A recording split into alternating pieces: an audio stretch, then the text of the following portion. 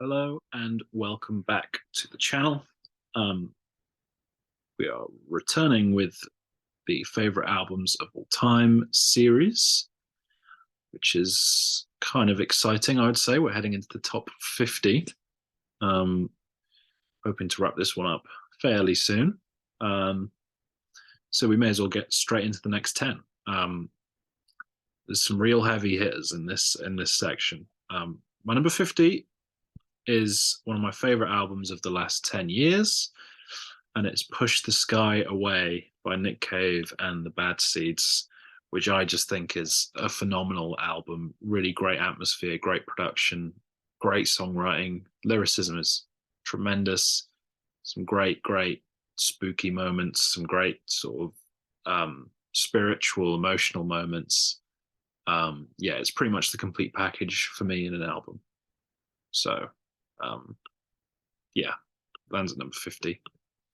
49 for me is a fairly new discovery, an artist that's been a fairly new discovery for me. Second appearance on the list and is my favorite album by them. 49 is Trust by Elvis Costello and the Attractions. Um, Really great pop rock new wave album. Great band on this album, some great piano especially. But you're coming here for the songwriting. You got songs like New Lace Sleeves and Watch Your Step. You'll Never Be a Man, another one of my favorites. From Whisper to a Scream with the duet with the guy from Squeeze. Just a terrific album. One of my favorites, the 80s, and yeah, my favorite Elvis Costello album. So that lands at number 49. Number 48, we're going all the way back to the 60s, um, to a very acclaimed group, and it is the Velvet Underground's self-titled album from 1969, which is my favorite album of theirs. It has a very sort of hushed, mellow sound, which I really love. It's really perfect for a late night listen. Pale Blue Eyes, one of my favorite songs of all time. Candy Says is equally beautiful. And then you've got something like I'm Beginning to See the Light, which is just so fun. I think the murder mysteries are really cool. Experiment, much better than something like Revolution 9, um, from a similar time. Is definitely more musical, and it's much, yeah, I don't know, it's much easier to listen to for me. It's kind of easy to get lost in the atmosphere of that song. And yeah, I don't think there's a weak track. We're still at like the 9 out of 10 range, but within this video we'll get to the 10 out of 10. So I'll point out the first one of these. So these are all like the upper echelon of nines, albums which I think are fantastic. Not quite perfect, but obviously still among my 50 favorite albums of all time. So very special to me. 47, another fairly new discovery, for a band that I've been sleeping on for a while, and it's Quadrophenia by The Who, rock opera. Um, it's just fantastic. I think I do like Tommy as well, but I think what separates Quadrophenia from Tommy is how many great individual songs there are on this album, as well as fitting into the whole. Um, I think Dr. Jimmy's a great one. I'm One, The Real Me, Love Reign Over Me. There's just so many really good. 515, Sea and Sand, like pretty much the whole album.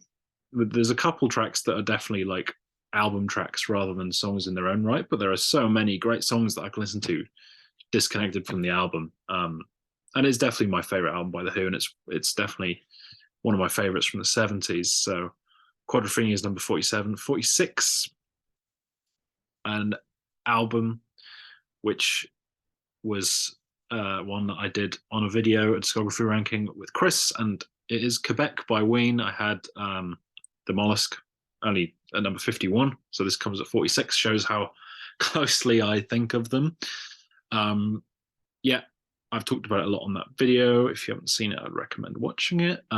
Great guitar work, great emotional moments, still plenty of silly moments. Very catchy album. But if you want more detailed thoughts, there's me and Chris spent a lot of time talking about it. 45, an iconic album here, London Calling by The Clash. Really great album. It's not really a punk album.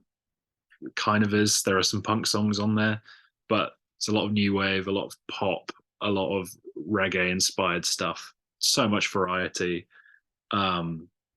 I just think it is absolutely terrific from beginning to end. One of the greatest double albums of all time, and yeah, just shy of being perfect for me. Is London Calling. 44 is After the Gold Rush by Neil Young, one of my favorite 70s singer songwriters, and my favorite Neil Young album.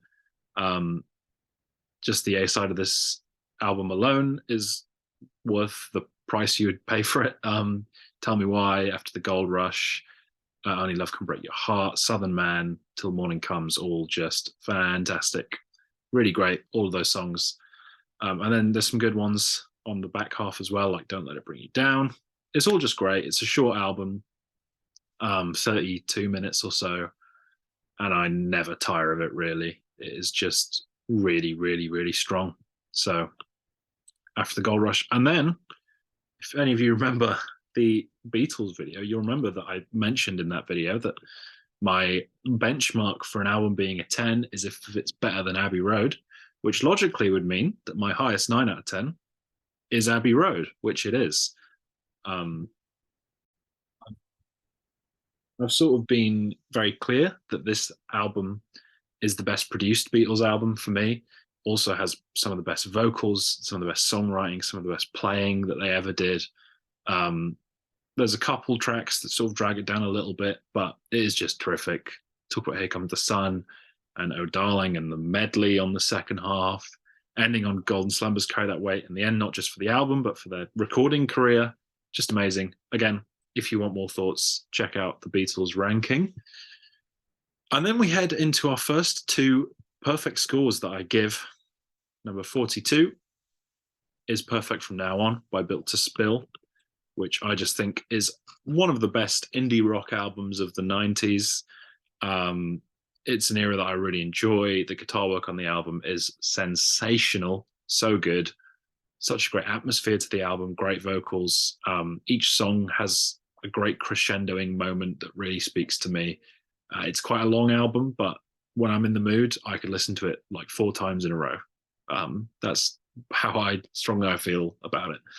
So yeah, I really love Perfect From Now On. I think it is tremendous. And then 41 from the same year is going to be OK Computer by Radiohead, which I love. Radiohead are one of my favorite bands. This is only my 3rd favorite Radiohead album. So stay tuned for other ones to show up later. But OK Computer is fantastic in its own right. Let Down, Paranoid Android, no surprises. My favorite song on the album is Airbag, which is one of my favorite songs of all time. And yeah, I am absolutely in love with OK Computer. I have been since the first day I heard it. And even if, compared to their other work, it doesn't quite shine as brightly, whenever I do listen to it, I'm reminded why I think it is a masterpiece, So yeah, that's my next 10. And as mentioned, the next few will all be albums I give a perfect score, which is quite interesting. We're really getting into the nitty gritty of it, the absolute best of the best. So I know there were some heavy hitters in here that may be higher on other people's lists, but for my list, this is where they landed. In terms of upcoming uploads, Sam and I are going to be recording some end of year stuff this weekend, which is very exciting, which will all be out before the end of the year. I'll have my favorite albums of 2022 video as well with Rob, who you will remember from the very short-lived albums of the year series that we started and then weren't committed enough to carry on. And yeah, then obviously Weezer and Pretenders will come. Those album rankings, we're back on track a bit more with those, so they'll be coming in the next couple of weeks, and then a new series as well in the new year. So loads of stuff to look forward to. Make sure that you're subscribed and that you have the notifications on so you can keep in touch with what I'm uploading. So yeah, I'll be here with Bruce behind me for a few more weeks now. But yeah, thanks for watching, and hopefully see you for another video soon.